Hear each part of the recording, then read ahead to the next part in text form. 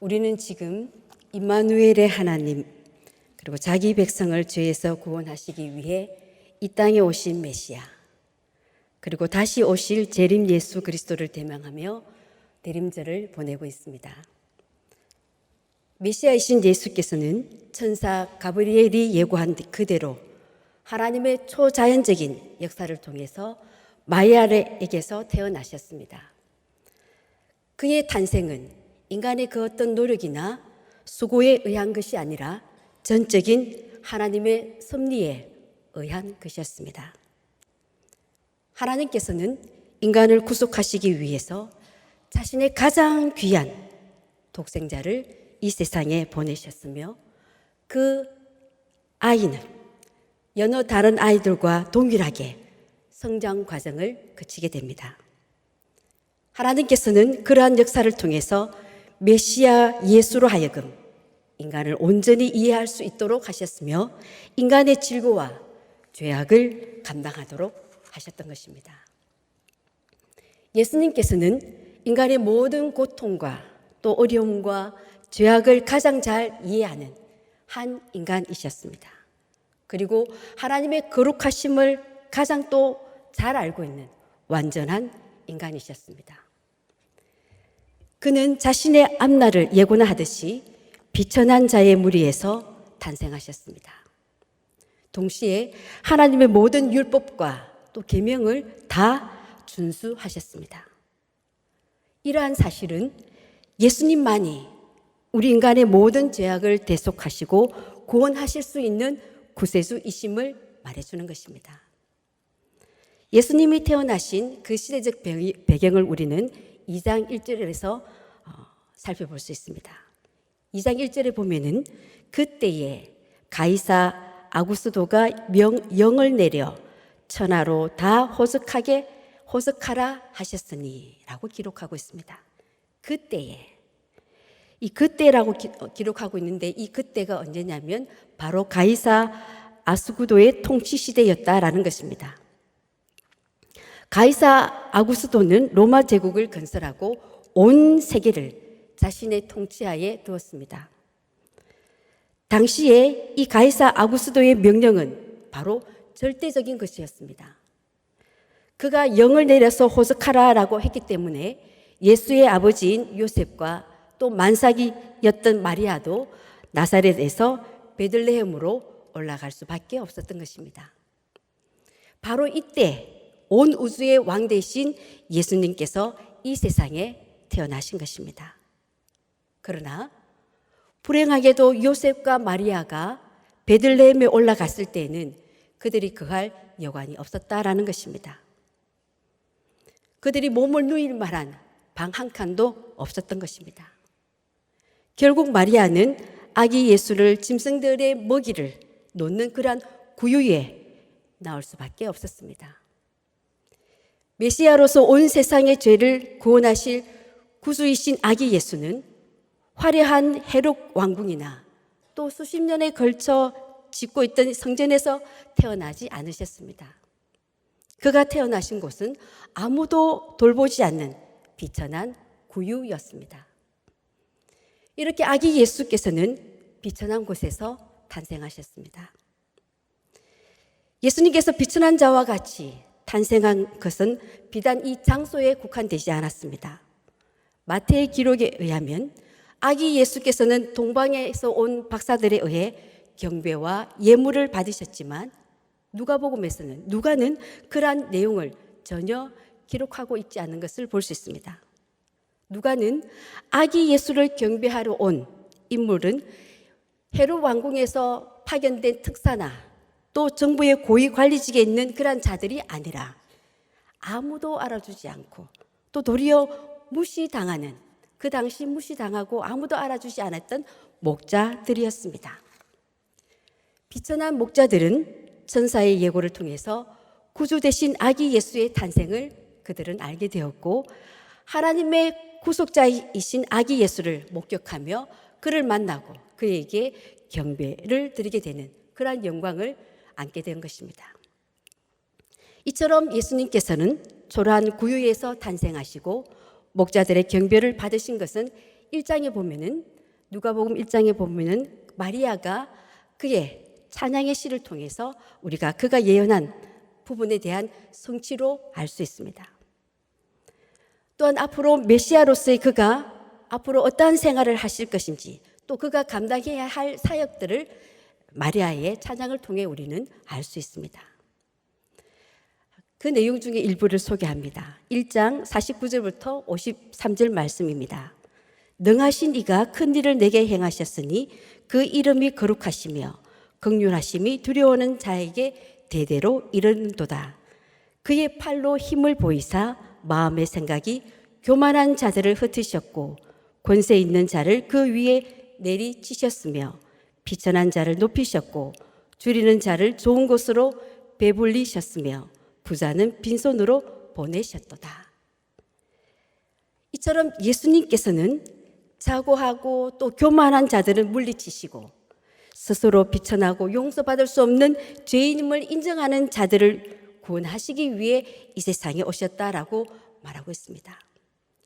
이것을 분명하게 하기 위해서 특별히 비천한 환경에서 태어나신 것입니다. 하나님께서는 오래전 구약시대 때부터 자기 백성을 선택하시고 그 백성들에게 하나님의 구속의 사역을 알리셨습니다. 하나님께서는 우리 인간을 구속하시고자 자신의 뜻을 알리는 여러 가지 방법을 사용하신 것을 볼 수 있습니다. 하나님께서 구약시대 때 대표적으로 그 구속의 사역을 알려주신 내용은 무엇이냐면 아브라함에게 명령하신 할례를 통해서 볼 수 있습니다. 그리고 또 모세에게는 율법들을 주셨습니다. 그리고 선지자들에게는 선포하라라고 명령하신 수많은 예언들, 그 말씀을 통해서 알 수 있습니다. 누가는 이러한 하나님의 구속 사역과 그 뜻이 구약시대부터 지속되어 왔다라는 것을 예수 그리스도의 탄생을 통해 확실하게 보여주고 있는 것입니다.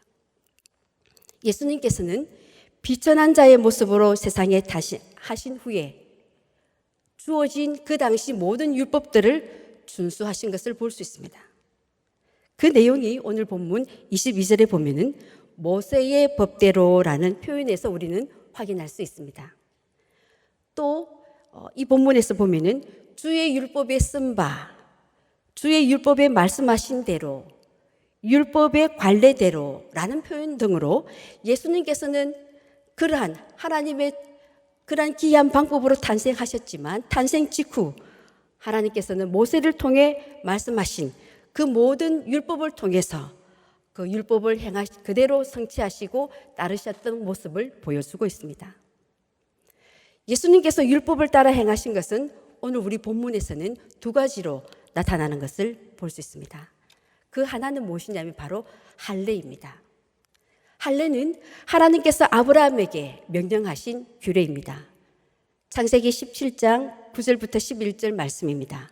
하나님이 또 아브라함에게 이르시되 그런즉 너는 내 언약을 지키고 내 후손도 대대로 지키라. 너희 중 남자는 다 할례를 받을 것이라. 이것이 나와 너희의 또 너희와 너희 후손 사이에 지킬 내 언약이니라. 너희는 표피를 베어라. 이것이 나와 너희 사이의 언약의 표징이니라 라고 말씀하고 있습니다. 하나님께서는 할례를 자신과 아브라함 그리고 아브라함의 후손 사이에 맺은 언약의 표징으로 삼으셨습니다. 그것은 바로 할례를 받은 자들이 바로 하나님의 백성이며 하나님은 할례 받은 자들의 하나님이심을 알리는 표징이었습니다. 이것은 구속을 계시하시는 하나의 상징이었습니다. 이러한 구속의 의미는 예수님께서 할례 받으실 때 보다 확실하게 드러나는 것을 볼 수 있습니다. 그 앞의 절 21절 말씀에 보면은 성경을 가지고 계시는 분들은 함께 찾아서 보겠습니다. 21절에 보면은 예수님께서 할례 받을 때 예수라는 이름이 주어진 것을 알 수 있습니다. 예수라는 이름의 뜻이 무엇입니까? 여호와는 구원이시다라는 뜻입니다. 이것을 보다 분명하게 해석한 것이 바로 마태복음의 표현입니다. 마태는 1장 21절에서 이렇게 표현하고 있습니다. 아들을 낳으리니 이름을 예수라 하라. 이는 그가 자기 백성을 그들의 죄에서 구원할 자이십니다. 라고 말하고 있습니다. 탄생하신 아기 예수께서는 타인들과 동일하게 할례를 받으심으로 이스라엘 백성에 소속되었을 뿐만 아니라 이스라엘의 한 백성일 뿐만 아니라 또 구속주로서의 의무를 다하기 위해 죄인된 그들과 동일시 했던 것입니다. 또 다른 하나는 바로 결례입니다. 예수님께서는 할례를 받으신 후에 기한이 차서 다시 성전에 올라가서 결례를 행하셨습니다. 이 결례는 아이를 낳은 여자를 정결하게 하는 의식입니다. 또 동시에 주의 것인 초태생을 하나님 앞에 제사로 올려드리는 그러한 의식이었습니다. 때가 되었을 때 예수님의 부모는 삼 비둘기 한 쌍이나 혹은 또 어린 집 비둘기 둘로 제사를 드렸다라고 24절에 기록하고 있습니다. 아이를 낳은 여자가 일반적으로 이 당시 때 결례의 날에 드리는 제물은 어린 양 한 마리와 비둘기 한 마리였습니다.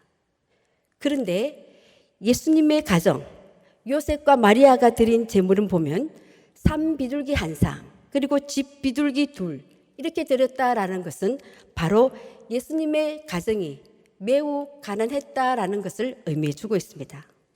가난한 자들은 이와 같은 제물로 제사를 드렸던 것입니다. 예수님의 탄생은 온 세상에 대한 새로운 시대의 시작을 알리는 것이었습니다. 그러나 이것은 과거 족장들과 또 왕들 그리고 선지자들에게 말씀하셨던 많은 언약들과 계명들 그리고 그러한 하나님께서 모세를 통해 주신 율법들과 결코 단절되는 것이 아니었습니다. 예수님께서는 구약시대에 행해지고 알려졌던 하나님의 여러 가지 구속 사역을 바로 완성시키러 오신 분입니다. 예수님께서는 구속 사역을 위해서 죄인된 인간들과 동일하게 할례를 받으시고 또 가난한 자들과 동일하게 희생 제물을 드림으로써 결례 의식, 그 당시에 준행해야 될 그 의식을 온전히 다 준수하신 것을 볼 수 있습니다. 누가복음 2장은 이 내용은 주님께서 공생애에 들어가시기 전의 모습을 우리에게 알려주고 있습니다. 그리고 예수께서 메시아이심을 증거하고 있습니다. 예수님이 바로 메시아이시다라는 사실을 누가가 강조하며 기록하고 있는 것입니다. 이렇게 누가가 아기 예수가 바로 메시아이다라고 강조하는 것은 그 당시 예수님께서 메시아이심을 믿지 못하는 사람들이 많았음을 반증해 주고 있는 것입니다. 특히 유대인들은 당시 상황에서 자신들을 그러한 식민지 생활과 압박 속에서 구원해 줄 정치적인 메시아를 기대하였던 것입니다. 오늘날에도 어떻습니까? 예수님께서 메시아이시다라는 것을 인정하지 않고 믿지 못하는 사람들이 얼마나 많이 있습니까? 성탄절을 그저 즐기는 할러데이로 생각하는 사람들이 많이 있습니다. 그리고 어떤 곳에는 보면은 그래도 예전에는 메리 크리스마스라고 상점이나 또 공공적인 장소에 써져 있는 것을 볼 수 있는데 요즘은 할러데이 이렇게 기록하고 있는 것을 볼 수 있습니다. 쉽게 볼 수 있죠. 그러나 오늘 본문에 보면은 예수님은 죄인들을 구속하실 영적인 메시아이심을 증거하고 있습니다. 이러한 주님이 영적인 메시아이심을 알아본 사람들이 있었습니다. 그 사람들이 주님을 맞이하는 영광을 경험한 것입니다. 그 사람들이 누구냐면 바로 시므온과 안나였습니다. 그들은 그토록 소망하였던 그 메시아를 직접 만나게 되는 영광을 경험한 것입니다. 그 모습에 대해서 함께 살펴보고자 합니다.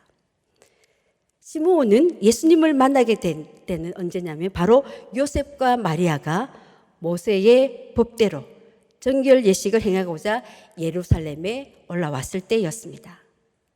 그때 예루살렘에 살고 있던 시므온은 예수님의 부모와 또 예수님을 만났던 것입니다. 이러한 아기 예수님, 메시아를 만나게 된 시므온에 대해서 그가 어떤 사람인지를 25절과 26절에서는 이렇게 기록하고 있습니다. 예루살렘에 시므온이라 하는 사람이 있으니 이 사람은 의롭고 경건하여 이스라엘의 위로를 기다리는 자라. 성령이 그 위에 계시더라. 그가 주의 그리스도를 보기 전에는 죽지 아니하리라 하는 성령의 지시를 받았더니 라고 기록하고 있습니다. 시므온은 이스라엘의 위로를 기다리며 평생 의롭고 경건한 삶을 살았습니다. 즉 시므온은 오실 메시아를 기다리면서 인간에 대해서는 의롭고 또 하나님에 대해서는 경건한 삶을 살았다라는 것입니다. 여기서 먼저 시므온은 의로운 사람이다라고 말하고 있는데 이 의롭다라는 뜻은 시므온이 하나님의 법을 따라서 이웃들에게 해야 할 도리를 다하며 살았다라는 의미입니다. 즉 하나님의 공의와 사랑을 많은 이웃들에게 실천하였다라는 것입니다. 당시 로마 압제하에 있었기 때문에 그 시대 때 사람들은 부정부패가 만연했습니다. 그래서 서로가 서로에 대해서 사랑하기보다는 서로에 대해서 냉담하며 이웃에게 의를 실천하기란 찾아보기 힘든 상황이었습니다. 이때의 모습과 또 주님께서 말세 때 일어날 모습에 대해서 말씀하고 있는 것이 무엇이냐면 말세가 될수록 불법이 성하며 많은 사람의 사랑이 식어지리라. 그러나 끝까지 견디는 자는 구원을 얻으리라 라고 주님께서는 마태복음 24장에서 말씀하고 있는 것을 볼 수 있습니다. 말세가 될수록 어떻냐면 불법이 더욱더 성하다라고 말씀하고 있습니다. 그리고 사랑은 식으시고 많은 사람들이 서로가 서로에 대해서 돌아보기보다는 냉담하며 또 무관심한 죄악인 난무한 그러한 상황이 바로 말세 때의 모습이다라고 주님께서는 말씀하시면서 그러나 끝까지 견디는 자는 구원을 얻게 될 것임을 약속하셨습니다. 오늘 우리 사회 또한 당시 로마 시대 때처럼 아니 그보다 더 불법이 성하고 부정부패가 만연하고 있는 것을 볼 수 있습니다. 뿐만 아니라 인간으로서는 상상하기 힘든 그러한 죄악들이 얼마나 비일비재하게 많이 일어나고 있습니까? 이러한 우리의 시대, 사랑이 식어버리고 냉정하고 무정한 시대를 우리는 살아가고 있습니다. 그러나 우리는 예수 그리스도의 피로 말미암아 의롭다함을 얻은 복된 자임을 늘 기억해야 할 것입니다. 그래서 이 주님의 은혜가 우리를 위해 이 땅에 오신 이 주님의 은혜가 결코 헛되지 않도록 우리는 시므온처럼 우리 또한 의로운 삶을 살아야 할 것입니다. 아무리 세상 사람들이 이기적으로 자기 자신만 생각하며 불법과 불의를 행해도 우리들은 하나님께서 우리에게 기대하시고 명령하시고 부탁하신 말씀대로 의로운 삶, 이웃에게 대하여 의를 실천하는 삶을 살아야 하는 것입니다. 하나님의 사랑과 또 공의를 행하는 하나님의 자녀다움을 늘 지켜가야 할 것입니다.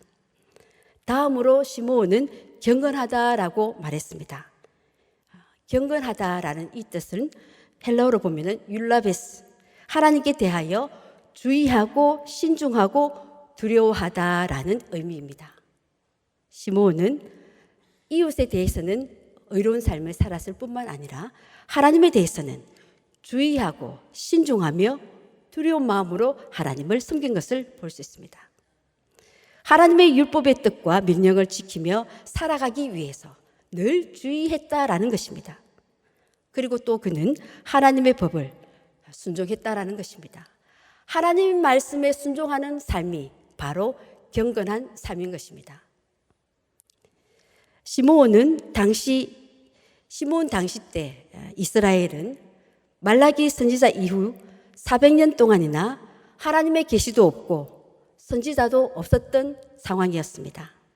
그 결과 종교 지도자들마저도 하나님의 율법을 자기 마음대로 해석하고 적용하였던 것입니다. 그리고 그들은 입술로만 하나님을 사랑하는 그러한 불경건한 사람들로 전락하였던 것입니다. 이에 대해서 베드로 사도는 말세에 주님의 재림이 늦어지니 자기 정력대로 행하는 사람들이 일다라고 질책하였던 것을 볼 수 있습니다. 오늘 우리 주변에도 마치 주님이 다시 오시지 않는 것처럼 여기고는 자신의 정력대로 이기적인 욕심대로 살아가는 사람들이 얼마나 많습니까? 그러나 우리들은 이 같은 풍조에 결코 휩쓸려서는 안 될 것입니다. 이러한 상황 속에서 이 세대를 본받지 않고 하나님의 선하시고 온전하신 뜻을 우리가 분별하며 살아가야 할 것입니다. 우리 또한 시몬처럼 범사에 주님의 뜻을 헤아리고 그 뜻을 따르며 죄와 불의를 두려워하는 그러한 삶을 살아야 할 것입니다. 이것이 곧 경건한 생활이요 주님의 재림을 예비하는 그리스도인의 모습일 것입니다. 끝으로 시몬은 이스라엘의 위로를 기다리는 자다라고 말씀하고 있습니다. 이 말은 즉 메시아가 오셔서 이스라엘을 회복시키시고 영화롭게 만들 날을 기다렸다라는 의미입니다. 400년 동안 선지자도 없고 계시도 없던 결과 많은 유대인들은 메시아가 오리라는 기대를 저버리고 쇠 속에 물든 생활을 하였던 것입니다. 또 어떤 이들은 무력으로 이스라엘을 회복시키고자 무기를 가지고 로마에 대항하기도 하였습니다. 그러나 시므온은 메시아를 보내시리라라는 하나님의 약속을 굳게 믿고 기다렸습니다. 또 기도하며 기다렸습니다. 이 강림하신 메시아에 대한 시므온은 그에 대한 확신과 소망이 바로 시므온으로 하여금 경건하고 의로운 삶을 살게 했던 것입니다. 그 믿음이 있었기 때문에 시므온은 의롭고 경건한 삶을 살았던 것입니다. 그리고 결국 그 소망을 이룬 것입니다.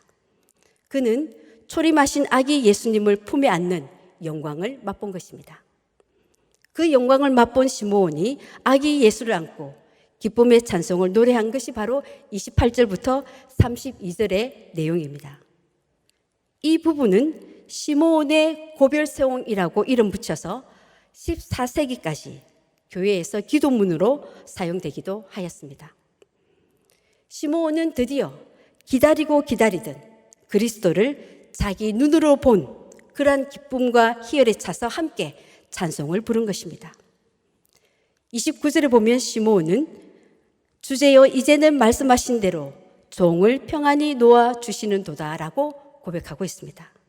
이 고백은 그리스도를 볼 때까지 죽지 아니하리라라는 하나님의 지시와 관련이 있습니다.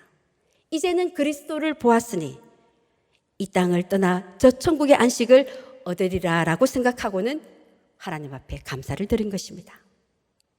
그리고 시므온은 30절부터 35절에서는 그리스도의 사역과 그 위상에 대한 예언을 하고 있습니다. 내 눈이 주의 구원을 보았사오니 이는 만민 앞에 예비하신 것이요 이방을 비추는 빛이요 주의 백성 이스라엘의 영광이니이다 하니 그의 부모가 그에 대한 말들을 놀랍게 여기더라. 시므온이 그들에게 축복하고 그의 어머니 마리아에게 말하여 이르되 보라 이는 이스라엘 중 많은 사람을 패하거나 흥하게 하며 비방을 받는 표적이 되기 위하여 세움을 받았고 또 칼이 내 마음을 찌르는 듯 하리니 이는 여러 사람의 마음의 생각을 드러내려 함이니라 하더라. 시므온은 여기서 예수 그리스도께서 만민의 구세주가 되실 것과 또 이스라엘의 영광이 되실 것 그리고 인생의 구원과 멸망의 기준이 되실 것을 예언했던 것입니다. 그리고 시므온이 예언한 이 내용대로 실제 예수 그리스도는 사역을 그렇게 하셨고 또 그분의 십자가는 인류의 구원과 멸망의 기준이 되었습니다. 시므온이 이렇게 이처럼 정확하게 주님의 복음의 사역과 복음이 온 인류에게 전해지게 될 예언을 어떻게 할 수 있었겠습니까? 물론 이것은 그가 27절에 보면은 성령의 감동을 받았기 때문에 가능한 일이었습니다. 그러나 이는 또한 이 시몬에게 아기 예수에 대한 믿음의 확신이 있었기 때문에 가능한 일이었습니다. 즉 시므온은 자신이 지금 안고 있는 이 아기 예수가 아직 어린아이이지만 장차 온 인류의 구주가 되실 것을 확신하고 있었던 것입니다. 30절에 보면 시므온은 내 눈이 주의 구원을 보았사오니라고 말하고 있습니다. 이 말은 1차적으로는 이 초림하신 아기 예수를 보았다라는 뜻이지만 좀 더 구체적으로는 그 예수께서 앞으로 행하실 구원의 사역을 미리 내다 보았음을 의미하는 것입니다. 시므온이 이러한 예언자적 신앙의 눈을 지니고 있었다라는 것을 오늘 말씀을 통해 우리에게 보여주고 있는 것입니다. 그리고 그는 32절에서는 그리스도께서 이방을 비추는 빛이요 이스라엘의 영광이다라고 말했습니다. 그리스도께서 탄생하실 때까지 이스라엘은 치욕과 또 고난의 역사로 관철되어 있었습니다. 아수르 제국과 또 바벨론 제국 그리고 페르시아 제국의 식민지 생활을 하였으며 400년간 예언자 없이 침묵의 시대를 살았습니다. 그리고 그들은 시리아, 그리스, 로마 제국에 억눌려 있었던 것입니다.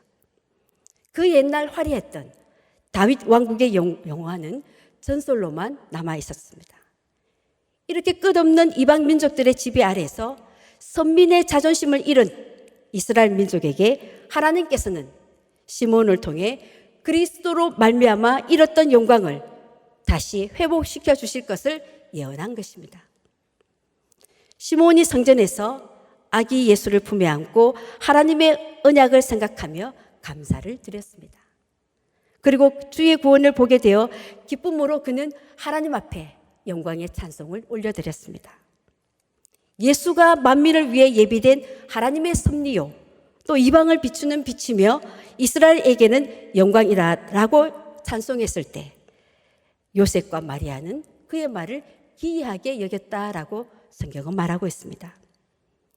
시므온의 찬송대로 예수님은 온 세상 사람들을 위하여 하나님께서 준비하신 분이었으며 또한 세상을 밝히는 어둠을 몰아낼 그러한 빛이셨습니다. 이스라엘의 위로를 기다리던 시므온의 찬송은 세계를 향한 그리스도의 구원을 노래하며 말하고 있는 것입니다. 시므온은 아브라함이 받은 복처럼 그 영광의 빛이 이스라엘을 통하여서 이방인에게까지 전파될 것을 예언한 것입니다. 이러한 시므온이 아기 예수님을 만나는 영광을 경험한 것처럼 또 한 사람, 아기 예수님을 만난 사람이 있습니다. 바로 안나 선지자였습니다. 36절부터 38절에서는 안나 선지자에 대해 기록하고 있는 것을 볼 수 있습니다. 안나는 결혼한 지 7년 만에 남편과 사별하게 되었고 그 후로 84년 동안 성전에서 기도 생활했다라고 기록하고 있습니다. 이처럼 안나 선지자는 성전을 떠나지 않고 주야로 금식하며 기도하는 어느 날 하나님의 때가 되어 성전에 올라온 아기 예수를 보게 되었던 것입니다.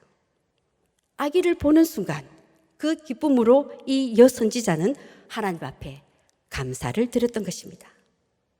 지금까지 혼자 된 몸으로 살아온 그 많은 아픔과 삶의 어려움, 그러한 것이 이 주님께서 예언하신 이스라엘의 구원에 성취하신 이 은혜를 경험한 순간 안나 선지자의 모든 슬픔은 사라졌던 것입니다. 그리고 그는 이 예수를 뵙고는 달려가서 예루살렘의 구속됨을 바라는 모든 이스라엘 사람들에게 이 기쁜 소식을 전하였던 것입니다. 시므온과 안나는 요셉과 마리아가 아기 예수에게 할례를 행하고자 성전에 왔을 때 그분이 바로 메시아이심을 알아차렸던 것입니다. 그들은 메시아를 기다리는 많은 유대인들 가운데서 예수를 알아보았던 믿음의 사람들이었습니다. 하나님의 섭리를 기다릴 줄 아는 시므온과 안나는 오늘 우리의 경건을 돌아보게 합니다. 하나님의 뜻을 분별하지 못하는 많은 유대인들은 정치적이며 무력적인 메시아를 기다렸습니다. 우리 또한 하나님의 뜻을 깨닫지 못할 때 그들과 같이 될 수밖에 없습니다. 그러나 시므온과 안나는 항상 하나님과 동행하는 삶을 사는 가운데 그분의 음성에 귀를 기울일 줄 알았습니다. 그래서 하나님의 뜻을 알아차릴 수 있었고 하나님 앞에서 인내로서 때를 기다리며 겸손하게 살았습니다. 그리고는 하나님께서 보여주시는 그리스도를 만나는 영광을 맛보게 되었던 것입니다. 오늘날에도 하나님께서는 당신의 음성에 귀 기울이는 자들을 찾고 계십니다. 왜냐하면 하나님께서는 늘 말씀을 통해 하나님의 뜻을 전달하시기 때문입니다. 또한 하나님의 약속이 이루어질 것을 바라보며 인내하는 자들에게 그리스도를 만나는 복을 주시는 것입니다. 대림절 이 기간을 통해 우리 또한 이 복을, 이 은혜를 누릴 수 있기를 바랍니다.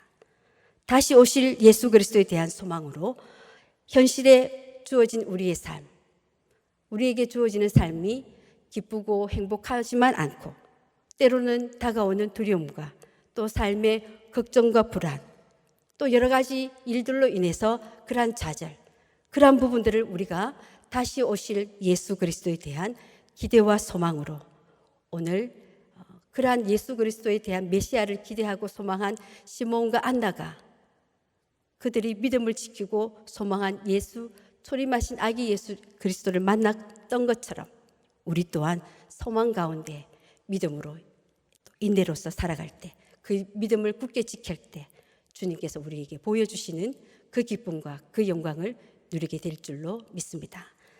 우리의 삶의 자리에서 신실하게 의롭고 경건한 삶, 주의 뜻이 이루어지기를 기대하는 믿음을 지켜가는 저와 여러분의 삶이 될 수 있기를 바랍니다. 기도하겠습니다. 하나님, 약속의 말씀을 믿고 의롭고 경건한 삶으로 오실 메시아를 기다렸던 시몬처럼 저희도 다시 오실 주님을 고대하며 신실하게 믿음의 삶을 살아가게 하여 주옵소서. 매 순간 성령님과 동행함으로 저희 삶을 통해 하나님의 섭리가 성취되는 것을 보게 하시고 주의 구원이 이루어지는 기쁨을 누리게 하여 주옵소서. 대림절 기간을 보내면서 이 땅에 메시아를 보내주신 하나님의 크신 사랑을 더욱 깊이 감사하며 또한 다시 오실 메시아에 대한 기대와 소망으로 인내하며 믿음의 삶을 살아가는 저희 모두가 되게 하여 주옵소서. 감사드리며 우리 주 예수 그리스도의 이름으로 기도드리옵나이다. 아멘.